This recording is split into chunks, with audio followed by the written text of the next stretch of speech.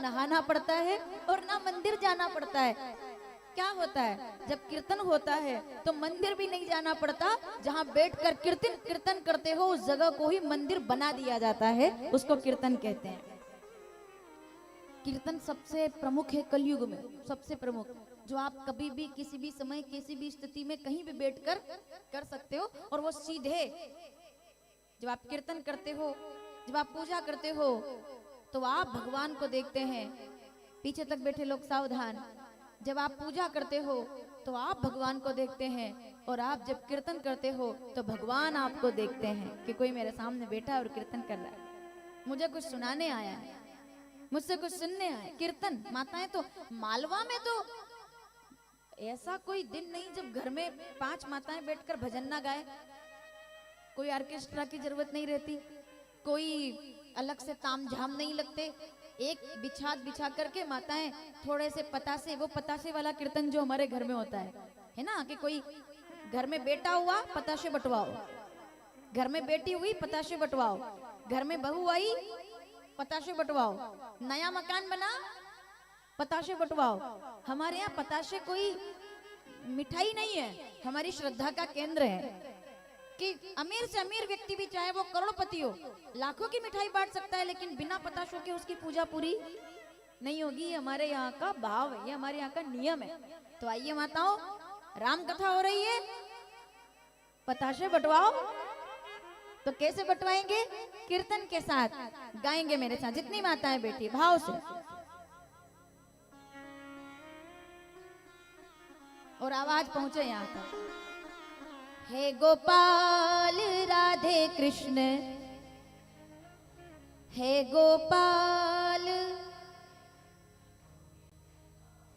कौन कहता है भगवान नाचे नहीं, कौन कहता है भगवान नाचे नहीं, कौन गोपियों की तरह हम न, गोपियों की तरह, हे गोपाल, हे गोपाल। बोलिए कृष्ण कन्हैया लाल की। कौन कहता है भगवान नाचे नहीं, शेष महेश दिनेश गणेश सुरेश ही जाहि निरंतर गावे, ताहि अनंत अखंड अछेद अभेद सुवेद बतावे, नारद से शुक व्यास पचो रटी, तो भी तब पुनि पार ना पावे। अगली पंक्ति में जहां भूल जाऊं आप पूरा कर देना। नारद से शुक व्यास पचो रटी, तो भी तब पुनि पार ना पावे, और ताई अहिर की छोकरिया छछिया पर छाछ पे। यहाँ आकर भूल गई मैं, ये आप पूरा करेंगे। ताई अहिर की छोकरियां छचियां पर छाछ पे नाच नचावे। वेदों वाले भगवान कोई और होंगे, पुराणों वाले भगवान ज्ञानियों वाले होंगे, और ग्रंथों वाले भगवान त्यागियों के लिए होंगे, लेकिन भक्तों के भगवान तो गोकुल में नाचते हुए नजर आए और अयोध्या में घूमते हुए नजर आए। वो भक्तों के भगवान है। पुराणों के पुराण पुरुषोत्तम भगवान श्री राघव हैं, वो हैं। यही आज का प्रसंग है, याज्ञवल्क्य जी और भरद्वाज जी का संवाद। सावधान, जहां से कल हमने प्रसंग को छोड़ा था वहीं से जो लोग कल नहीं आ पाए होंगे उनको थोड़ा सा मैं वापिस क्रम में लेकर आऊं। भरद्वाज मुनि बसई प्रयागा, तिनई राम पद अति अनुरागा।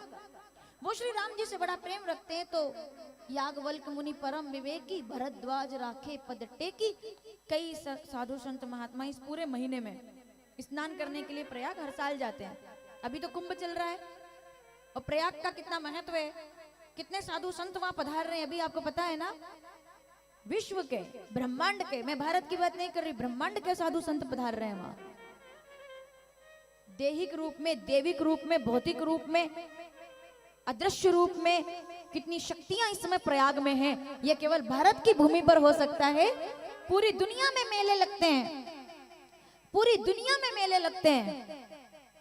कितनी हैरानी की बात है लेकिन आपके सामने प्रमाण है, भौतिकता कितनी भी चमकवान हो लेकिन ज्यादा देर टिकती नहीं है। अमेरिका लोग घूमने के लिए जाते थे एक शहर विशेष में, कि वहां जाएंगे तो लाखों रुपए चाहिए, वहां की नाइट लाइफ देख करके आएंगे।